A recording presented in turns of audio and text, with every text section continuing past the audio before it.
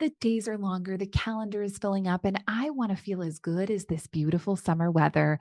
That's why I've been loving Groons. It's one daily pack of gummies that covers my greens, vitamins, and minerals, and even has 6 grams of prebiotic fiber. So I don't need to juggle a complicated wellness routine on top of everything else. They taste amazing. They're easy to toss in my bag on the go. Plus, they're vegan, gluten-free, and HSA, FSA eligible for reimbursement. Save up to 52% off with promo code podcast at gruns.co. That's code podcast at gruns.co.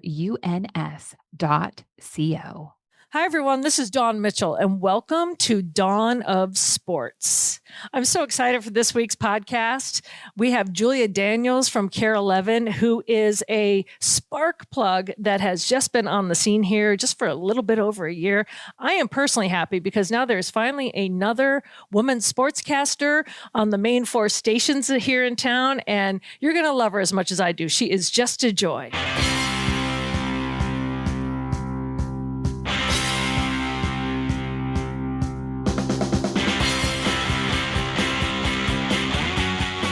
We are back with Dawn of Sports. Dawn Mitchell's the star, and Dawn always brings great guests. Today, she actually brought Julia Daniels from Care 11 in studio here. So I'll let you introduce Julia, and then we'll get on with the sports topics. And Julia's going to join us for this segment as well. Yeah, absolutely. I really wanted to have Julia on. I'm so excited because I don't think a lot of people realize that for the longest time, after Ann Hutchinson left the market, I was the only female sportscaster on what they call the main 4 for 15 years. Wow. 15 years. And 15 lonely years. People are like, ooh, did you like that? You're the only one. I go, no. I should have gotten hazard pay. Yeah. I'm telling you, I look around like the Vikings locker room. I'd be for years be the only woman. And then Courtney Cronin came from ESPN for Every Day. And then Lindsey Young is there. But for a long stretch of that 15 years, there was no other. So people said, oh, Care 11 is hiring, a female sports reporter. And I'm like, yes. And so, Julia Daniels, thank you for joining us. Of course. Thanks for having me. People don't know that you're a Southern girl. I'm a Southern at girl. heart and always. Yeah. Give us your background on that, because some Northern people, they still find Southern people fascinating. They do. Yeah, I get that a lot. I grew up in Arkansas, about 10 minutes from the Louisiana border, a little town called El Dorado. Not El Dorado, El Dorado like tornado. We're a boom town, so a lot of oil companies there. If anybody has been through the South and been in a Walmart parking lot, Murphy USA is like a big gas station, and it's all headquartered in my hometown. So that's why we exist. And then I went to school at the University of Alabama, and then I lived in Florida before I came up here. So this is my first time in the Midwest and the North. So well, when I interviewed here, I had never been to Minnesota before. I'd never really been north of. Really? No, I mean, no, I had no idea. And the great thing is when I told people in Dallas that I was going to interview here, they're like, where the hell's that? Yep. They really, they knew it was near Canada. They didn't know it was north of Canada, east of Canada, west of Canada, or somewhere south of Canada. They just knew it was up there. Mm-hmm. We are just all up there. So I wore a suit coat. I fly in.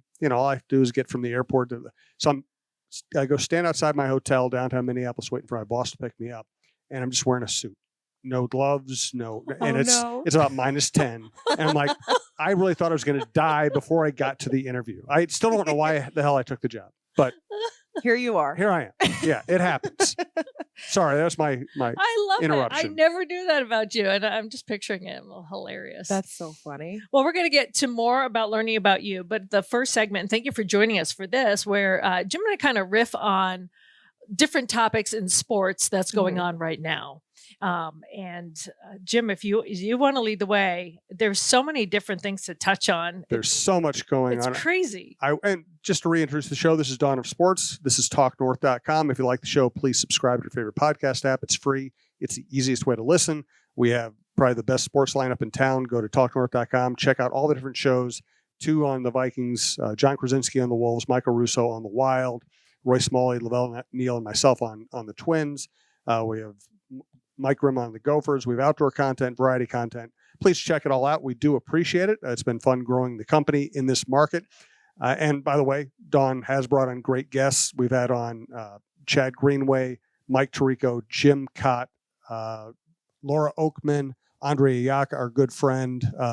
Who am I forgetting? Oh, Vanita. Jack Jablonski. Vanita Sackler. Vanita, I knew Vanita Sackler from last week. We've had great guests on. Great to have Julia with us as well. We are sponsored by All Energy Solar and Rudy Luther Toyota. We want to thank them as well. And let's get to it. The market is fascinating right now. And we know because we cover sports whether they're going well or not. There are dead periods. There are quiet periods. There are depressing periods. Right now, the Vikings are the best story in the NFL. Oh. Josh Dobbs is the best story in the NFL. And the Wolves might be the best story in the NBA. Right. And to say those two at the same time, Yeah. I feel like lightning's going to strike. I really sometimes I'm pinching myself going, well, wait, is that right? Is that right? I mean, Julia, it's got to be, you and I are at Vikings a lot together. Right. Let's start with just the Vikings too. Josh Dobbs, there are already haters out there that are trying to pull this story down, and I don't get it. I would like to say I've been very blessed in my time here in Minnesota because I got last year's Vikings, which was nuts. And then I get this year's Vikings. But I will say, maybe it's you. Maybe you're the good luck charm. Maybe it is. I don't know. But I will say, just a few weeks ago, our sports department was just kind of looking at each other and we're like, what are we doing? Covering this Vikings team. It got really boring really fast. And then all of a sudden, the entire script changed. I don't understand people that want to write this story off. I think it has something to do with just the fact that people write off Minnesota sports as it is universally. Even Minnesotans write off Minnesota. Right, exactly. Very quickly. People are they're tired of talking about Minnesota, this, that, and the other, but you just can't when it comes to this story and Josh Dobbs coming in and just changing how everyone is viewing this team right now. But I will say, this is a Josh Dobbs that I don't think anybody's seen before. And we've yet to figure out why it's necessarily working. But I have an inkling it has something to do with how Kevin O'Connell and he work together too, because they're so adventurous in their offensive schemes. And I think that it kind of lends itself to each other and those two working together. Yeah, if I have to answer one more time this week, we're going to see the real Josh Dobbs, right? Because what is this, like his seventh team? Right. And I'm like, yeah, but when was the first time he's been coached by an equally brilliant head coach that used to be a quarterback? Right. And people just look at me and I'm like, one coach can make all the difference. I mean, we all know that a boss can make a difference. If someone if someone goes, yeah, no offense, Julia, it's great, but I don't like brunettes, right. You're not going to get some stories. You never know. Not that would ever happen because that's illegal, but we all know that happens and one person can make a change. And I said, and plus people just, you made an unbelievable article out of this the other day about culture. Not just being a word that's bandied about, but it really is live. It works and all of that. I don't know, Jim. I'm not drinking the Kool-Aid. People will say that. I'm just interested in seeing this develop. Mm-hmm. Well, and we don't have to rush toward oblivion. I mean, exactly. Good way of putting it. It's very possible that Josh Dobbs will not play as well or something will go wrong. That's of course possible. It's sports. Right. But we don't have to leap ahead. Right. Enjoy this. I can't believe how many times I've said that in recent years. A team is good. Enjoy it. Yeah. And don't anticipate the playoff loss or the injury that's going to destroy the team later on. Those things might happen, but why anticipate them? Just enjoy this. Josh Dobbs, first of all, he's a great guy. He's really smart. He's personable. He's a leader, and he's played great. What that's going to lead to, nobody knows, including him. But it's worth watching. And he has the things he's done the last couple of games have not been flukish. Mm-hmm. His scrambling, his running ability, accuracy, throwing on the run, and doing this without Justin Jefferson. And even in the first game he was without Darisaw and KJ Osborne. I mean, it looks legitimate to me. How high can he go? I don't know. But what he's done doesn't need to be downplayed because of his past.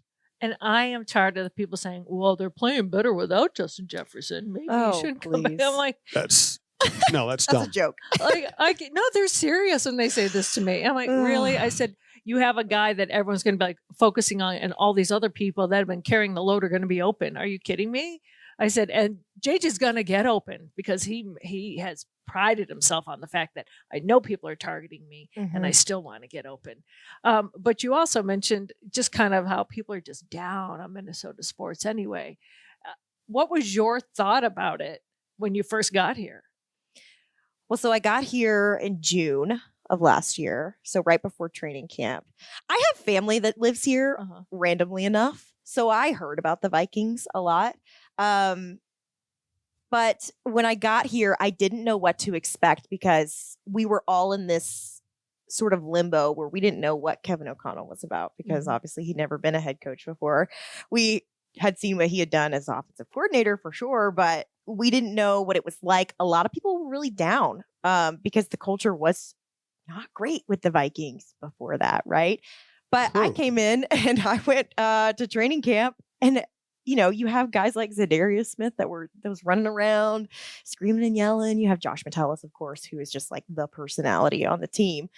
And I didn't understand what everyone was talking about. I was like, this is great. Everyone seems so nice and so happy to be here and whatnot. So I didn't get the experience of like the depressing locker rooms and things like that during your daily media availabilities and things. But I got here and the Twins showed me what Minnesota sports was about with their September tank last season. But with the Vikings, it was a pleasant surprise of how great that culture was. And when I heard other people like you guys that had been here before and had experienced the culture before Kevin O'Connell got here, I was shocked at how different it was so quick. I will say, even under Zimmer, the guys are good quality guys. Right.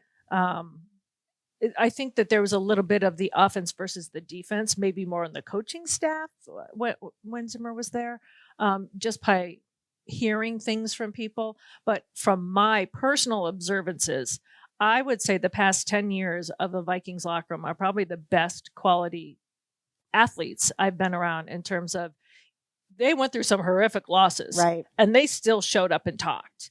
And so when people say that, I go, the culture wasn't cancerous. There's not one person in that locker room that I would say was a jerk or cancerous. I enjoyed that. I'd be like, you know what? I don't know if I could, after that loss, show up and be that polite to me. But just, you could just feel the mood lift in a different way. Right. And Kevin O'Connell, he's younger. He gets it. He's also coming off a Super Bowl win. So it's like this breath fresh of air that comes in.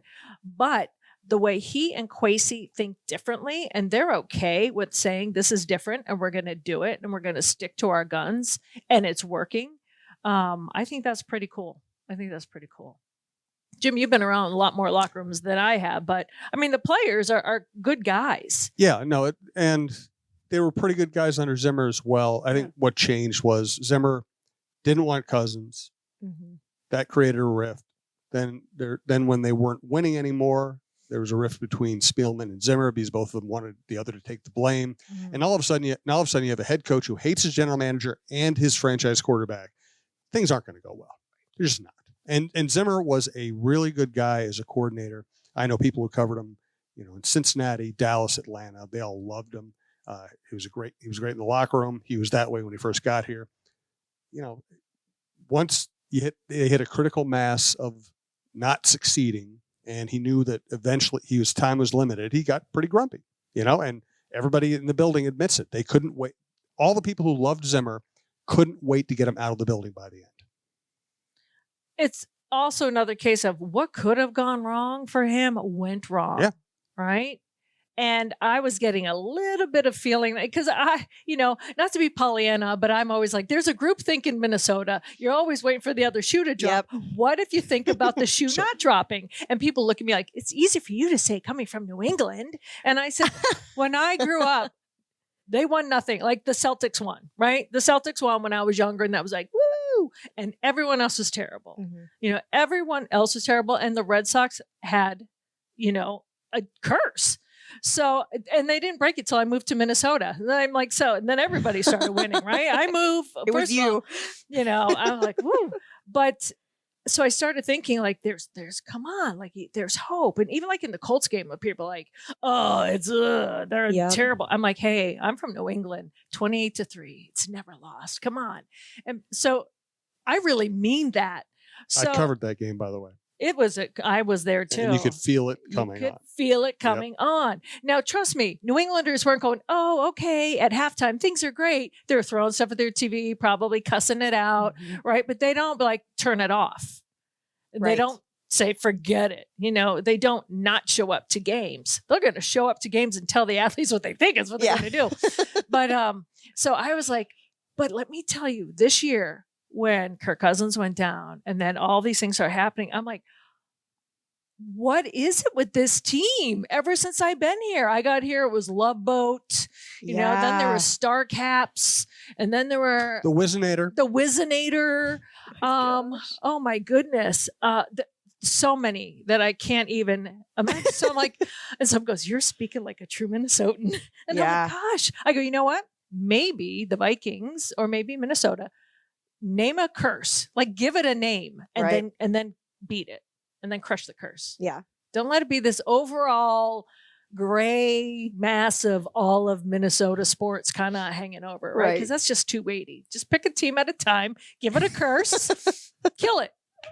But I don't know what it would be. What would I think this is a future show coming up with names for each curse. Yeah. Each curse. We'll have to do that. Name the curse and then defeat it. Okay, I'm putting that in my notes. Yeah, name the curse. Name the curse. You know, they say you have to name it before you can overcome it. I like it. Rather than just, the other shoe's going to, call it the other shoe curse. Right. Then The other shoe curse. All right, on to the Timberwolves. Yes. Speaking of a team that is legitimate, they have one of the longest streaks in the Western Conference. They are half game out. Actually, I haven't checked the standings today. We're talking here on Tuesday afternoon. They're right toward the top of the Western Conference. They beat the Celtics at home. They beat the Nuggets at home. They beat the Warriors on the road. And I thought the way they beat the Warriors the other night was significant because they had Steph Curry playing really well, and they had Draymond Green trying to bully them, and they just blew him off completely. Anthony Edwards just act like he didn't matter, which is a power shift in the NBA. When Anthony Edwards is looking down on Draymond Green, things have changed. What do you think about that?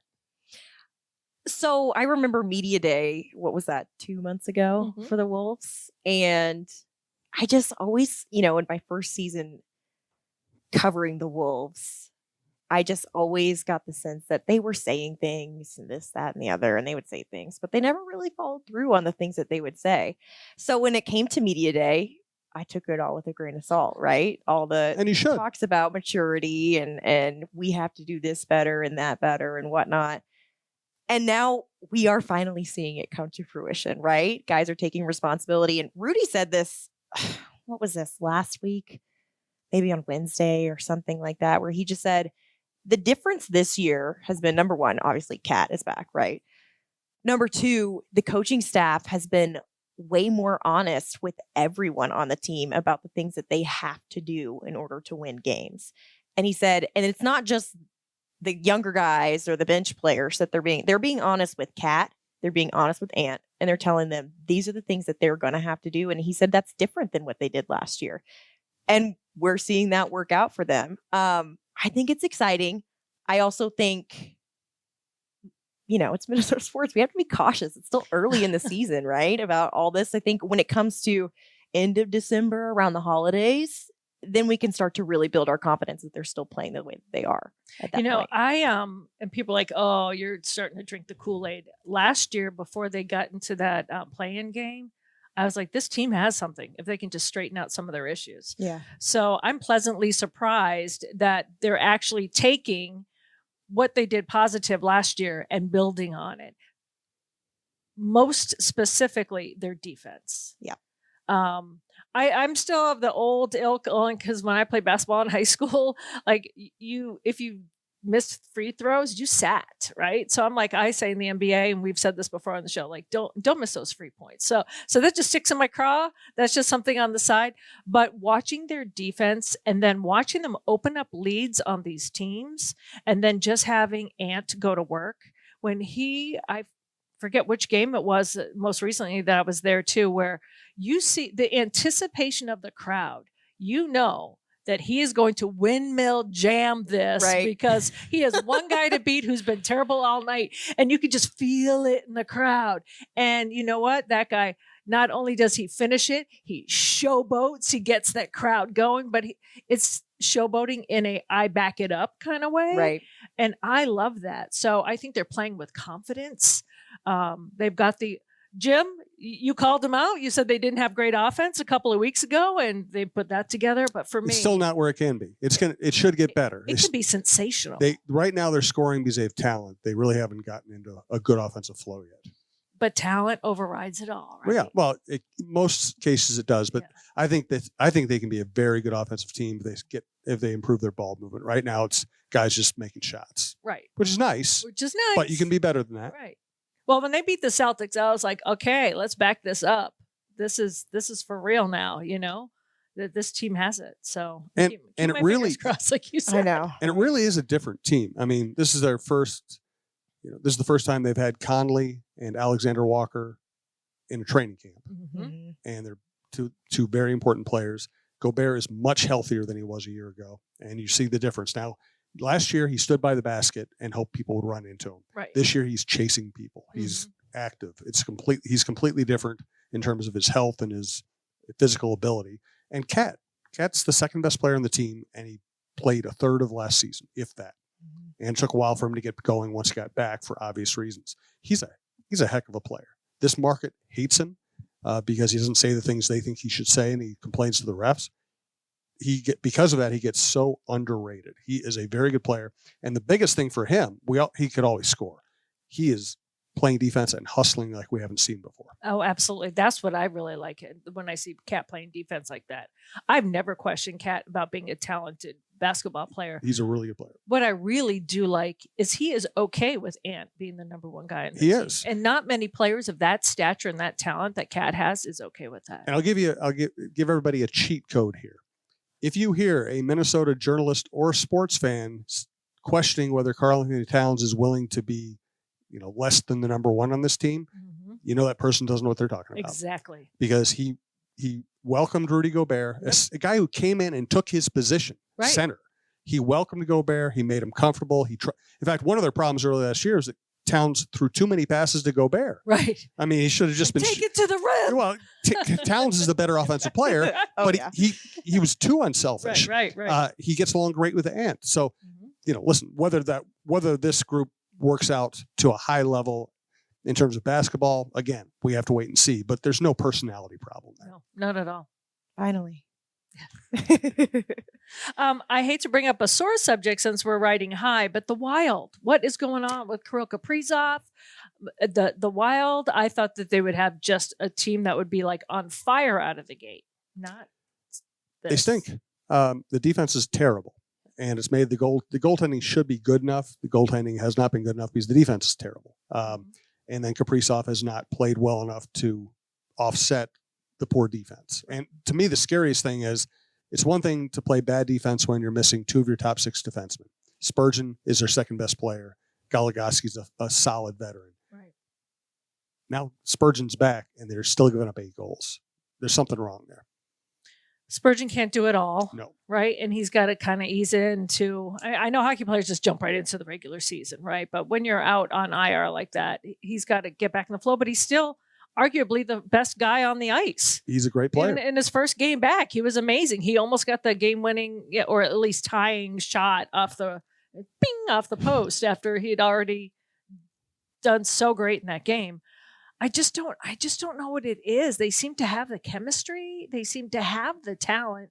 Like, people are questioning whether Kirill is hurt or what's going on. What are your thoughts? I'm just baffled. I'm from the South, so hockey's not my forte, but you'll be sucked in soon. I know. I'm already starting to, but yeah, no, you're right. The defense is tragic, right? And as an Alabama grad, what do we always say? What does Nick Saban always say? What? Defense wins championships, right? Your defense is... Says a guy who always has quarterbacks picked in the top 5. That's recent. That's recent. Easy for him to say. Yeah, I mean,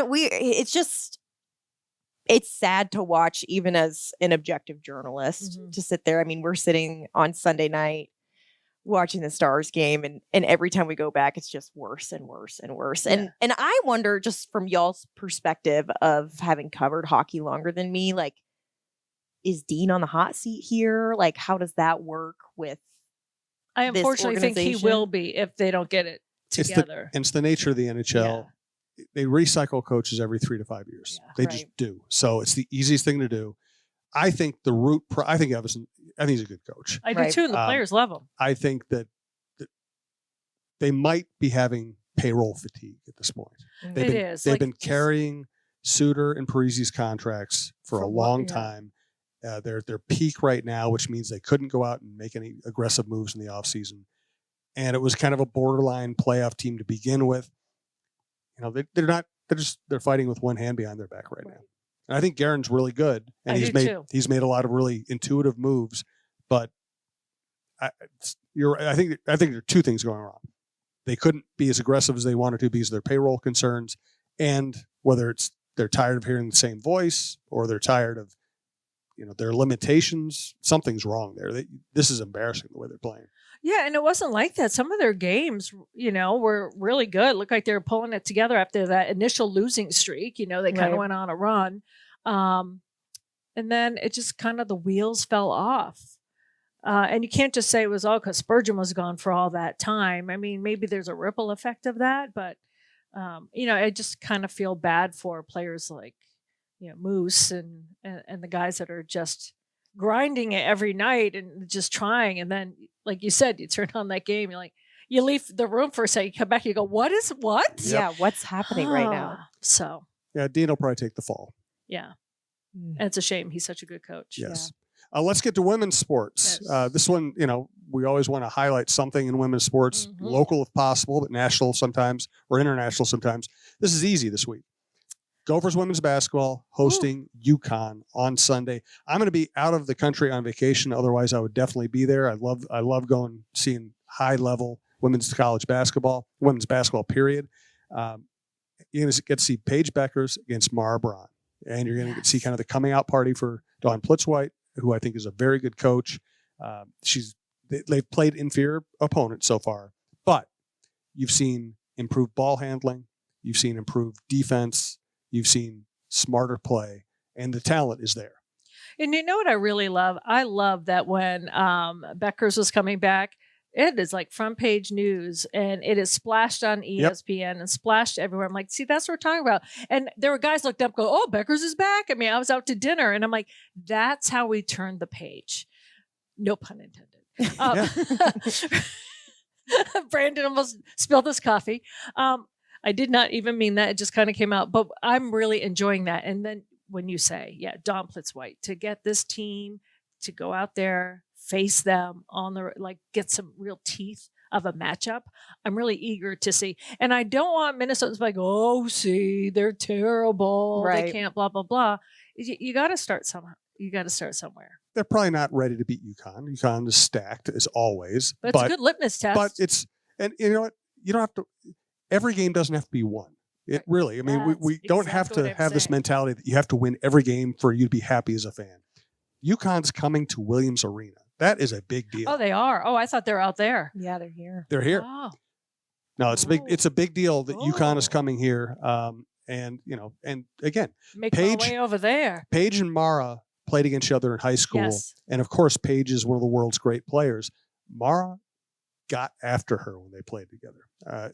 And I think if you went back and looked at stats, Paige might have had a slight advantage and Paige's team might have won, but it was competitive. It's going to be a blast to watch those two go at it again. Did you ever play basketball? Are you a huge women's basketball fan? So I grew up a soccer player, so I was always Women's World Cup diehard. My family, that was the summer, the half of the summer that the Women's World Cup was happening. We didn't do anything else. Yeah. So that was kind of my introduction, which was wonderful to see, that take off. It is so refreshing to see women's basketball take off at the college level. Surprisingly, the college level of all this past year with everything.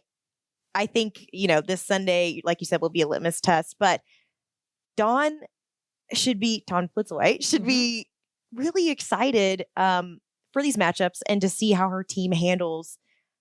It's just got to be better than last year, right?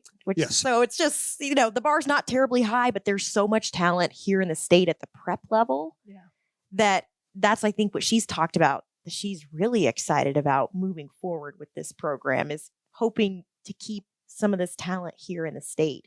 So I don't know. I just think in general, it's so nice to see the traction that women's basketball at the college level has picked up in the past, 8 months or so.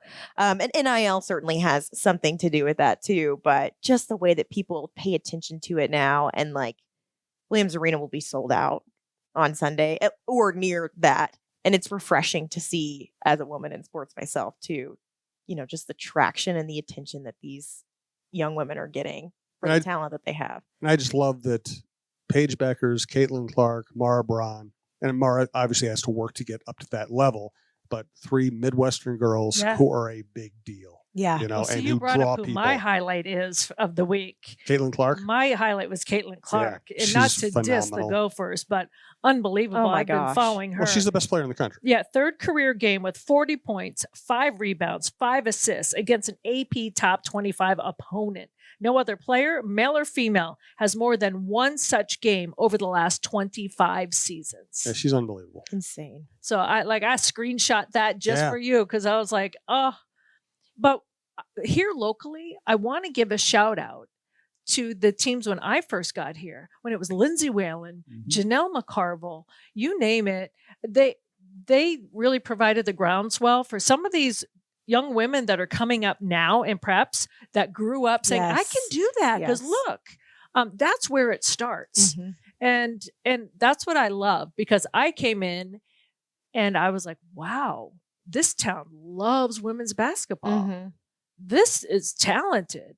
I don't know if I've ever seen that support that level. When I was in Chicago, the DePaul women's team was okay, and there was a lot of support, but not like how they were. Well, I used to take my daughter to Lindsay's Amazing. games when she played here, and Paige Beckers had Lindsay Whalen's poster up in her room. Exactly. And the rumor, we'll never be able to really test it, but the rumor is that if Lindsay had gotten the Gopher job a year earlier, she might have gotten Paige. Wow. But by the time she got that job, Gino had already basically set up his own locker at Paige's high school, and it was over. Yeah. And I want to thank Gino, too, for what he's done for women's basketball. Yeah. And Dawn Staley. Yes. She makes such a big difference. She's a firecracker. She's I love her. She's a great coach. She's a great personality. She puts herself out there. She's fearless. She is a big deal. And she's been there, done that. Yep. She's shown that she can do it herself. She was a great player herself. Now she's a great coach, and she markets. Gino was always great at marketing the game, but I think having Dawn Staley, a former women's player, who's also now the best coach in the country, I think she makes a big difference. Let's segue. Yes. And I'm going to let you and Julia talk a little bit here. Just to remind everybody, we are sponsored by allenergysolar.com and Rudy Luther Toyota. Let's thank Rudy Luther Toyota. Ready for a women-forward car dealership? Rudy Luther Toyota empowers their many women on staff in sales, management, and service. Whether you are looking for a new Toyota or pre-owned vehicle, Rudy Luther Toyota has something for everyone. Every vehicle comes with a Luther Advantage. 10 cents off fuel and car wash discounts at holiday stations, Luther Advantage warranty, and 5-day return policy on pre-owned vehicles. Located just 5 minutes west of downtown Minneapolis, off 394 and General Mills Boulevard. And they're also hiring. Want to join the team but don't know where to start? Visit RudyLutherToyota.com today. Let's also let you know that all energy solar panel installations are done right and made easy thanks to more than 14 years of experience in Minnesota and beyond. All Energy Solar is ready to take any solar project from design to installation and everything in between, whether you're talking about home, business, or both. Find out more about going solar at allenergysolar.com/coach. That was awkward, but I think you got the message. allenergysolar.com/coach. You're never awkward. Oh, I'm always awkward. No. Well, Julia, this is the portion that I really enjoy in the show too, because what I like to say is I like to open up and just kind of have a conversation, because when we're on television and you get 2 minutes. Yeah. And that's a long time for an interview, right? Or Right. something like that. So to introduce you to our podcast listeners, Julia Daniels is a sports reporter, producer over at KARE 11, the first here to join me in 15 years, like I said. And before then, I joined Ann Hutchinson, who then left the market, and then it was just me. But first of all, people love seeing women that can come in here, be a breath of fresh air, know their stuff, and you're not even from here. And people always say Minnesotans will tell you directions to anywhere but their own home. Right? Isn't that? That was Glenn Mason's line. Is Glenn Mason, Minnesota will right? give you directions anywhere you want, except to their home. Except to their house, right? How have you found it to be here now that you've been here a year? Well, it was culture shock when I got up here, for sure. Being from the South, it's the polar opposite. You meet somebody on the street and you're like, we're having a barbecue later. Yep. Would you want to stop by? Here's my address. We never lock the doors. That's kind of how it works for us. So it was different when I moved up here. The accents, I will say I was used to because my mother is from Iowa and her entire family is from Iowa. So half of the people that I grew up around are Midwesterners. They all have a similar accent. I have, like I said, cousins in Maple Grove. So that was not so much. The driving was a bit of a culture shock because I came from Florida, where it's the other end of the crazy spectrum, right? Where everyone's on the offensive down there. And you have to be careful that someone's not just going to run into you. Here, it's like everyone doesn't make a decision. So no one really knows what they're doing. Until you want to merge. Yeah, and then they'll make, yes. Their decision is not to let you merge. Exactly. So it's been different. I will say the winter was tough this past year, and it was the snowiest winter in 3 decades. So thank you, Minnesota. It for was that. tough That for was natives. really, So, yeah. Thank you for staying. That's what everyone tells me. Yes. They're like, you got the worst first winter you could possibly get. Yeah. So that one was hard. I think everyone was battling some serious seasonal depression that they hadn't seen in a long time. But summers make up for it. The summers are beautiful. I'm not used to being able to go outside and not worry about my hair completely, flattening out or frizzing up from the humidity and things like that. It gets warm right when training camp starts. Of course, it gets to be like 106 degrees outside, but you experience that for 3 weeks. And having been through the winter that I went through already, I was relishing in the You're not 106 complaining? degrees. Yeah. Because I'm Not fully Minnesotan yet. right. Yeah. I It's do too love hot. Well, I've been here. Cold. I've been here for 33 and a half years, and they have not given me my Minnesota starter permit yet. No. No, I think I got to put another 20 years, then I'll be almost a Minnesotan. There you go. The thing with me coming here, because I knew how to say Wayzata and some things, It helps. and I'm blonde. Right. It was, I think, years later when social media came out, and I would like retweet something from Boston. They're like, "Why do you like Boston so much?" And I'm like, "Well, because I'm from there." Like, you are? We There thought you you were one of go. us. And so I kind of snuck in there. Like for years, they thought I was one of them, Right. and I am now. I've been grandfathered in, but I haven't. no. No. It's not going to happen for me. It's just not. You gotta learn. I keep That's ripping. okay. I keep ripping their teams. They're just not going to let me in. Yeah. That's true. So, I have been told on occasion that I'm reminded that I'm not all Minnesotan. Yes, got the edge. We're not passive aggressive enough. I'm Yeah. not. And like, oh, that direct is too much. I'm like, actually, that's nice. Like, I'm like the cream Saves puff time. back east. Like, don't go there. Like, Yeah. seriously, my friends get kicked out of cabs.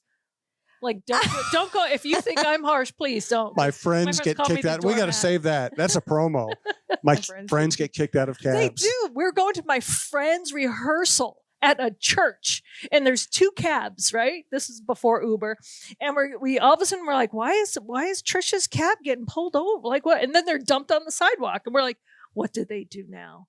Well, I was just talking to him. I'm like, oh, Yeah. God. So we all, our guy let us all crowd in like 8 in our cab just to get to the church. But those are my New York and Boston friends. I love it. No, I do have a respect for how you handle confrontation and things like that because you do it in a straightforward way that's not crazy, but you get your point across really well. So it's something in the South that you just say, Bless your heart.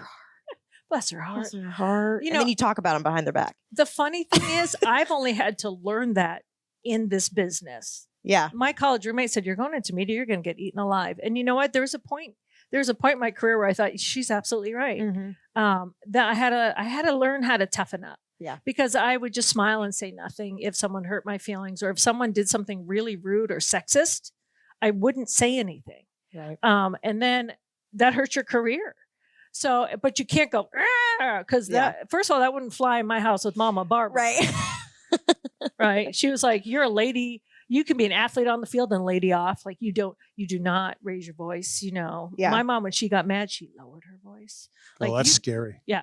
When your mom lowers her That's my voice. dad. Yeah, that's scary. The loudest I ever heard my mom raise her voice when she was calling us for dinner upstairs. That was it. So that didn't fly. So Right. I've kind of learned that way. But when you realize, like, you move somewhere and they don't know who you are. Right. Right. So they don't know. They just think you're a dumb blonde. And I'm like, well, then I start getting mad, like, Right. well, I'm not going to read you my IQ, my GPA, I'm not going to read you my resume.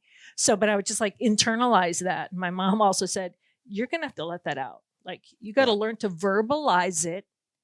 So don't hold it in. Right. And so then I remember I verbalized it. She's like, let's bring that back. You could be honest, but you don't have to be brutally honest. Right. So I still work with that. But it's better than my mom said, you're going to have a heart attack by the time you're 17 if you just keep that in. So it's been a learned behavior. But people can't see what you're wearing. So you were wearing proudly an Alabama sweatshirt. Oh, yeah. And you and I were just talking this week that we have the same connection. I knew you knew Jamie Erdahl. Yeah. And I didn't realize that you actually worked at CBS behind the scenes with her. And that's my connection too, that I work behind the scenes at CBS. So we kind of have a lot in common. Yeah. But Jamie helped you get to Minnesota. Yeah. So Jamie's from Minnesota. Yeah. And she had interned with you and she had interned at CARE. And I think when Valley was Fox, she did some work with them. Yeah.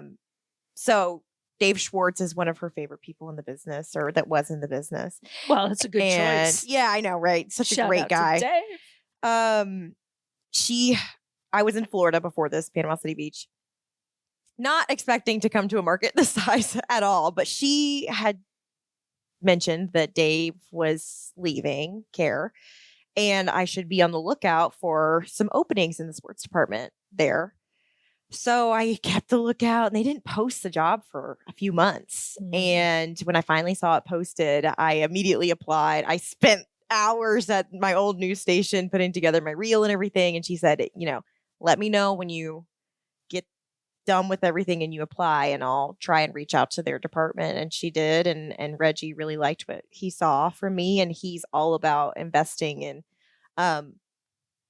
diversity in sports here because there is such a lack of that. And he believed in what I could do and he brought me up here. So thankfully, I got the job and it's been really great since it's been a learning. I mean, I won't say it's been easy by any means. It's been a hard adjustment, but in a good way. I have loved my time up here. I've learned so much. I mean, I work at a station with Boyd Hubert, Right. So how can you what not more learn so could much? you ask for? Osmosis, just when he walks in the room, you're like, I feel like I'm smarter. Yeah, exactly. And Randy Shaver's been a huge help too because Randy's great. Oh my gosh, he's just Randy and I used to go drinking beer at spring training back in the 90s before we both got old. He's also taken You're me. not old. Yeah. Yeah.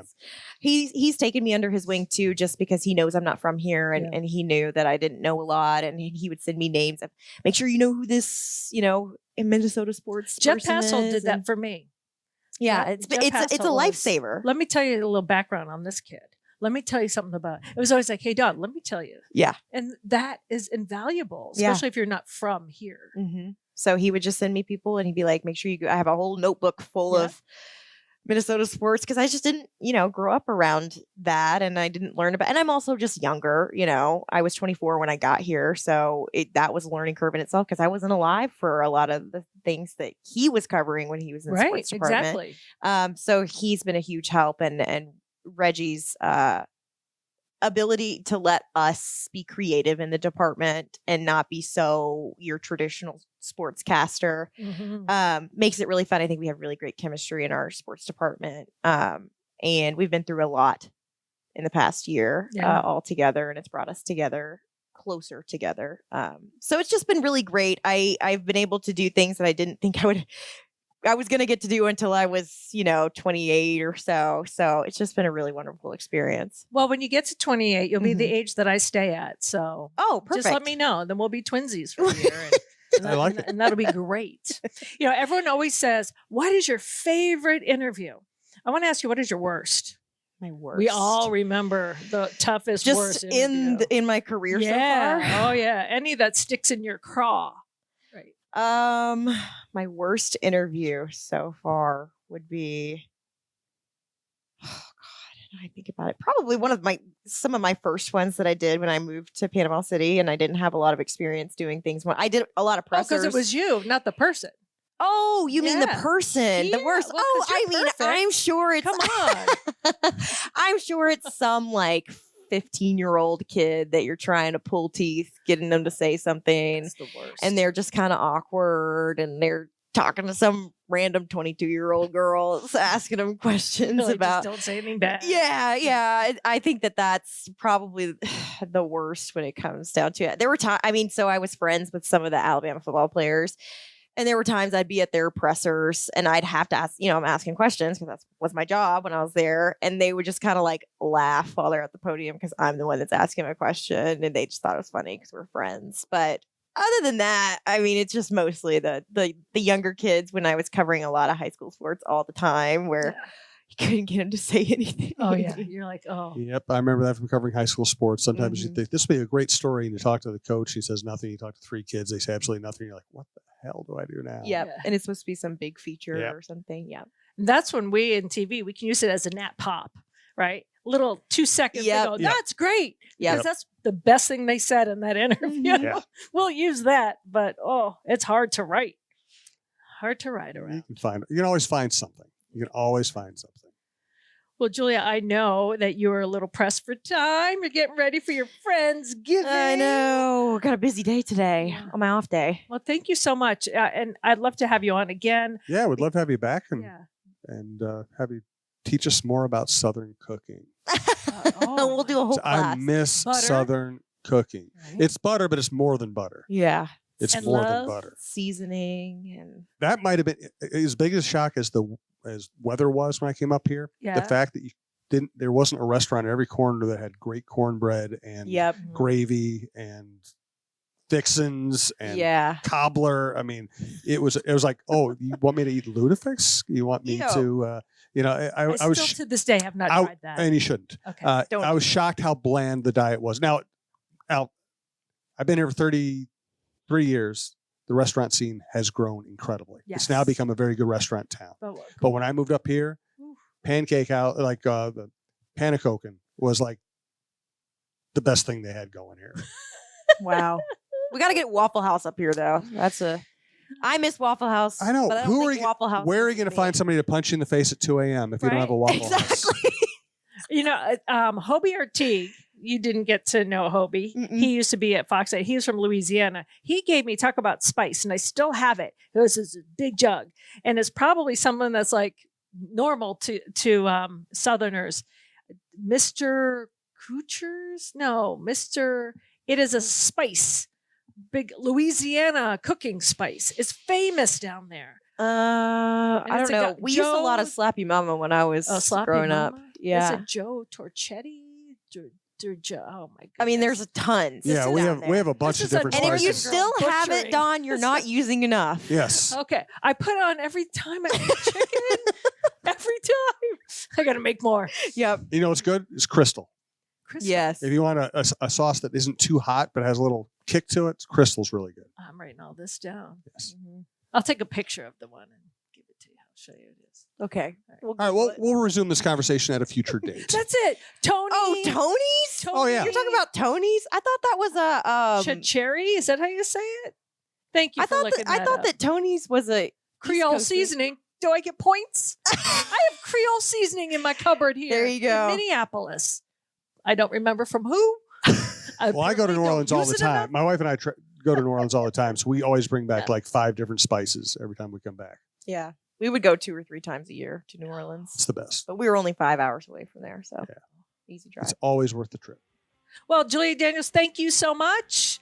We're just scratching the surface with you. You are a joy. I am personally so glad that you are here. I think you just bring a spark to the whole Minnesota sports scene and to the media scene. So thank you for joining us. Oh, thanks for having me, guys. Thanks, Julia. Appreciate it.